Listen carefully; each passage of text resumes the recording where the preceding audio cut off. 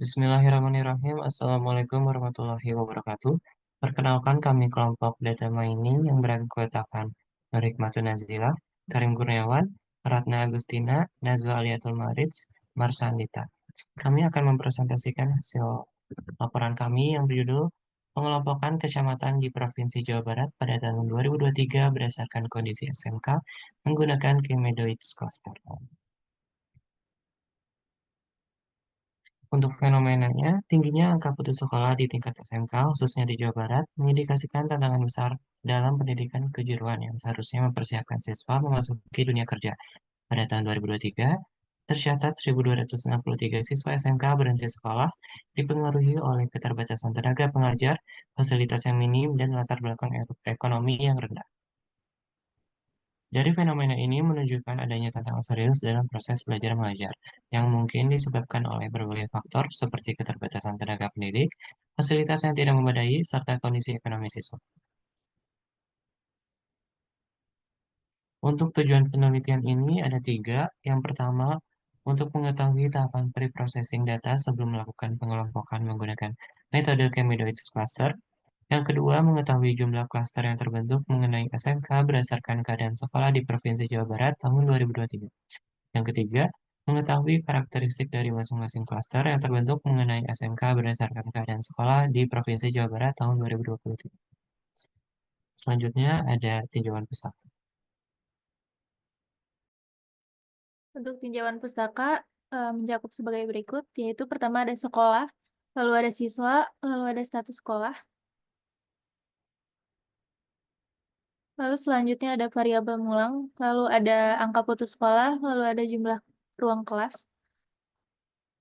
lalu selanjutnya ada jumlah kepala sekolah dan guru PNS, selanjutnya ada kepala sekolah dan guru non-PNS, ada tenaga kependidikan PNS, selanjutnya ada tenaga kependidikan non-PNS, lalu ada rombel atau rombongan belajar, dan ada status sekolah. Selanjutnya untuk pre-processing, yang pertama ada encoding, yaitu merupakan salah satu bagian dari pre-processing data yang memiliki tujuan untuk mengubah tipe kategorik menjadi tipe numerik agar data dapat dianalisis. Terdapat dua metode encoding yang biasanya digunakan untuk mengubah tipe data, yaitu label encoding dan one-hot encoding. Label encoding adalah suatu cara untuk mengubah setiap nilai kolom secara berurutan, sedangkan one-hot encoding adalah suatu cara untuk mengubah setiap nilai yang ada di dalam suatu kolom dan akan membuat kolom baru di mana di dalam kolom baru tersebut berisi nilai biner seperti 0 dan 1. Lalu selanjutnya ada deteksi pencilan atau outlier, merupakan objek pengamatan yang memiliki nilai-nilai ekstrim baik terlalu rendah atau terlalu tinggi sehingga menyebabkan selisih yang besar dengan objek-objek lainnya. Lalu selanjutnya ada pemenuhan asumsi, yang pertama ada non-multikolinaritas, yaitu adalah suatu keadaan di mana terdapat korelasi yang kuat antara dua atau lebih variabel. Multikol dapat mempengaruhi hasil klaster sampai akhir. Selanjutnya ada normalisasi data, yaitu proses membuat beberapa variabel memiliki rentang nilai yang sama, tidak ada yang terlalu besar maupun terlalu kecil, sehingga dapat membuat analisis statistik menjadi lebih mudah. Berikut untuk statistik ujinya.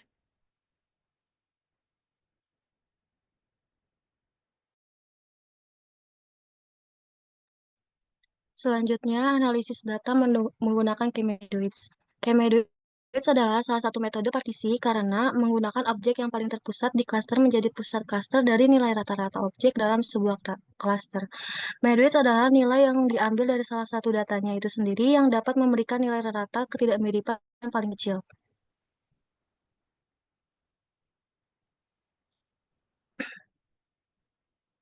Selanjutnya, tahapan Chemedoids. Yang pertama, menentukan K sebagai jumlah klaster yang akan dibentuk. Yang kedua, inisialisasi pusat klaster sebanyak K dari N data. Yang ketiga, perhitungan jarak. Jika terdapat multikolonialitas, maka jarak yang digunakan menggunakan jarak Mahalanobis. Namun, jika tidak terdapat multikolonialitas, maka menggunakan jarak Euklidean. Berikut rumus untuk jarak Mahalanobis dan jarak Euklidean.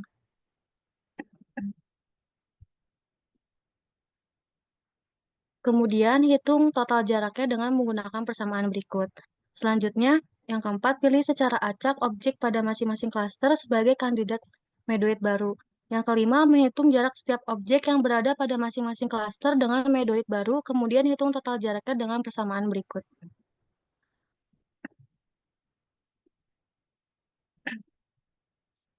Yang keenam, menghitung selisih total jarak dengan persamaan berikut.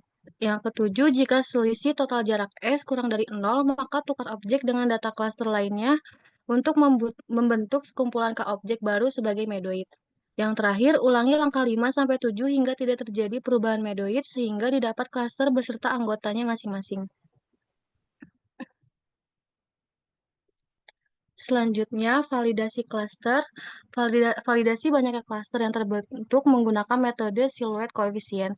Siluet koefisien merupakan sebuah metode yang digunakan untuk validasi hasil klaster pada data berskala rasio dengan menggabungkan metode separasi dan metode kohesi sehingga hal tersebut dapat mengatasi kelemahan K-medoids karena K-medoids tidak dapat menentukan partisi yang optimal. Berikut statistik uji untuk siluet koefisien dan kriteria siluet koefisien.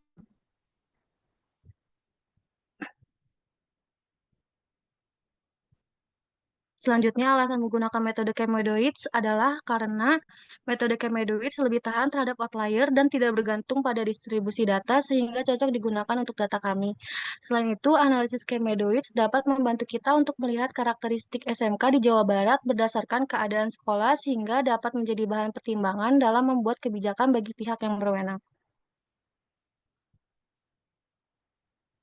Selanjutnya, data penelitian.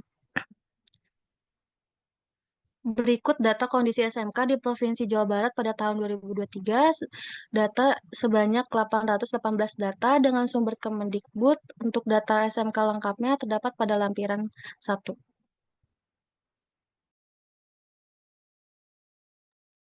Lalu yang selanjutnya masuk ke hasil dan pembahasan dimulai dari tahapan pre-processing yang dilakukan atau yang digunakan pada analisis kami. Yang pertama, kita melihat sebaran data dulu dari masing-masing variabel, di mana untuk sebaran data untuk masing-masing variabel yang digunakan dapat dilihat pada gambar tersebut. Lalu untuk selanjutnya, pre-processing pertama yang dilakukan yaitu melakukan encoding dengan encoding yang digunakan yaitu one hot encoding untuk kategori 0 itu untuk status sekolah negeri dan kategori 1 untuk status sekolah swasta. Hasil encoding dapat dilihat pada tabel tersebut dan secara lengkap dapat dilihat atau diakses pada link yang tertera pada lampiran 1. Lalu yang selanjutnya melakukan deteksi pencilan pada seluruh variabel dan terlihat bahwa seluruh variabel itu memiliki nilai outlier eh, sehingga cocok digunakan menggunakan metode Chemoidoids karena terdapat outlier. Lalu yang selanjutnya melakukan uji multikolinearitas, didapatkan nilai VAF-nya untuk variabel sekolah itu 8,9, untuk nilai variabel siswa itu didapatkan 73,9, untuk variabel mengulang itu didapatkan 1,1, untuk variabel putus sekolah itu didapatkan 1,1, untuk variabel kepala sekolah dan guru PNS didapatkan nilai VAF-nya 4,8.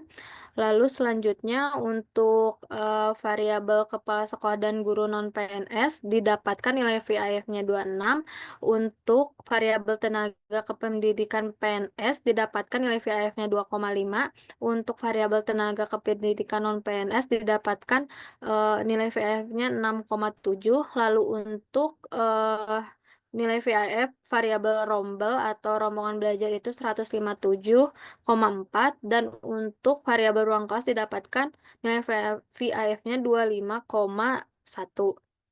Di mana dari variabel tersebut terdapat beberapa variabel yang memiliki nilai multikolinearitas sehingga untuk analisisnya nanti akan digunakan jarak Mahalanobis. Lalu yang selanjutnya itu dilakukan normalisasi pada data. Hasil normalisasi dapat dilihat pada tabel berikut dan untuk hasil normalisasi secara lengkapnya dapat diakses pada link yang tertera pada lampiran 1. Lalu yang selanjutnya berikut merupakan sebaran data hasil normalisasi.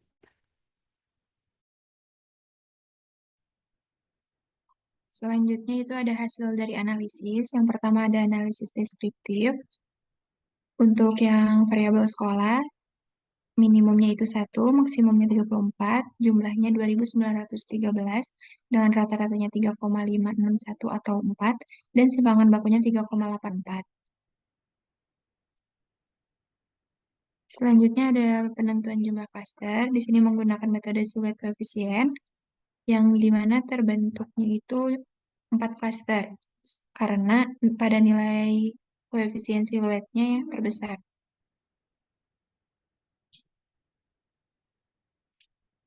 Selanjutnya ada hasil klaster. Pada Kabupaten Bandung, klaster 1 terdapat 8 klaster, klaster 2 terdapat pada klaster 1 terdapat 8 kecamatan, klaster 2 terdapat 5 kecamatan, klaster 3 terdapat 13 kecamatan, dan klaster 4 terdapat 11 kecamatan.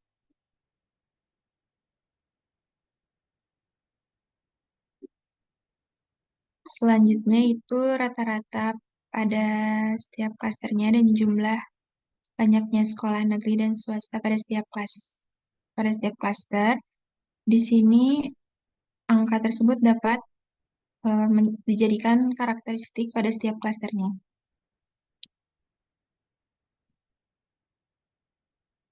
Selanjutnya itu kesimpulan, jumlah klaster optimal yang terbentuk adalah 4 klaster, di mana klaster 1 terdiri dari 140 kecamatan, klaster 2 terdiri dari 176 kecamatan, dan klaster 3 terdiri dari 212 kecamatan, dan klaster 4 terdiri dari 290 kecamatan. Karakteristik dari masing-masing klaster yang terbentuk mengenai SMK berdasarkan keadaan sekolah di Provinsi Jawa Barat tahun 2023 sebagai berikut. Yang pertama, klaster 1 merupakan klaster yang memiliki jumlah sekolah, jumlah siswa, ruang kelas, rombongan belajar, SDM pendidikan, dan angka putus sekolah yang paling sedikit, dengan angka mengulang paling tinggi di antara klaster lainnya. Klaster ini didominasi oleh sekolah swasta sebanyak 125 sekolah, dengan keterbatasan fasilitas, SDM pendidikan, jumlah siswa, dan tingginya angka mengulang. Klaster ini membutuhkan perhatian khusus pemerintah untuk meningkatkan akses dan kualitas pendidikan. Klaster 2 merupakan klaster yang memiliki jumlah sekolah, jumlah siswa, ruang kelas, rombongan belajar, SDM pendidikan yang lebih tinggi dibandingkan klaster 1, namun masih berada di bawah klaster lainnya. Angka putus sekolah pada klaster ini merupakan yang tertinggi, dengan angka mengulang yang relatif rendah. Klaster ini didominasi oleh sekolah negeri sebanyak 75 sekolah. Meskipun klaster ini lebih baik dari klaster 1, klaster ini masih tetap membutuhkan perhatian pemerintah untuk pemerataan fasilitas pendidikan dan peningkatan SDM pendidikan untuk mendukung pendidikan yang lebih baik. Selanjutnya itu klaster 3, klaster yang memiliki jumlah sekolah paling tinggi di antara klaster lainnya, disertai dengan jumlah siswa yang banyak, ruang kelas, dan rombongan belajar yang cukup memadai. Selain itu, SDM pendidikan pada klaster ini sudah memadai. Angka putus sekolah dan angka mengulang pada klaster ini berada pada tingkat sedang dibandingkan klaster lainnya. Klaster ini didominasi oleh sekolah negeri sebanyak 53 sekolah. Dengan kondisi tersebut, klaster ini tidak terlalu membutuhkan perhatian khusus pemerintah, namun masih tetap memerlukan pengendalian yang baik agar dapat menjaga kualitas pendidikan. Selanjutnya, yaitu ada klaster 4, merupakan klaster yang memiliki jumlah siswa, ruang kelas, dan rombongan belajar paling tinggi dibandingkan semua klaster. Selain itu, SDM pendidikan pada klaster ini juga sudah memadai mengingat jumlah siswa yang banyak. Angka putus sekolah dan angka mengulang pada klaster ini berada pada tingkat paling rendah dibandingkan klaster lainnya. Klaster ini didominasi oleh sekolah negeri sebanyak 110 sekolah. Berdasarkan infrastruktur dan SDM yang memadai, klaster ini sudah termasuk keadaan sekolah yang baik. Oke, selanjutnya ada saran. Berdasarkan hasil analisis clustering menggunakan metode Chemedoids, saran yang dapat diberikan adalah sebagai berikut. Bagi pemerintah daerah dan pemangku kepentingan di bidang pendidikan dapat menggunakan hasil pengelompokan ini untuk merumuskan kebijakan yang lebih spesifik sesuai dengan karakteristik masing-masing klaster. Sebagai contoh, kecamatan dalam klaster dengan jumlah sekolah dan siswa yang rendah dapat difokuskan pada peningkatan akses pendidikan melalui pembangunan infrastruktur dan penambahan tenaga pendidik. Bagi peneliti selanjutnya, sarannya yaitu diharapkan untuk menggunakan variabel lain yang lebih beragam dan tipe dataset yang lebih kompleks, sehingga dapat melakukan eksplorasi yang lebih mendalam mengenai pre-processing data. Dengan menggunakan variabel dan dataset yang lebih kaya, diharapkan hasil analisis dapat memberikan wawasan yang lebih luas dan mendalam mengenai faktor-faktor yang memengaruhi kondisi pendidikan, khususnya pada SMK. Selain itu, saran bagi peneliti selanjutnya dapat membandingkan hasil cluster Chemedoids dengan metode cluster lain yang robust terhadap pencilan sehingga hasilnya akan lebih akurat. Mungkin sekian presentasi dari kelompok kami mengenai pengelompokan kecamatan di Provinsi Jawa Barat tahun 2023 berdasarkan kondisi SMK menggunakan Chemedoids clustering. Mohon maaf apabila ada kesalahan. Wassalamualaikum warahmatullahi wabarakatuh.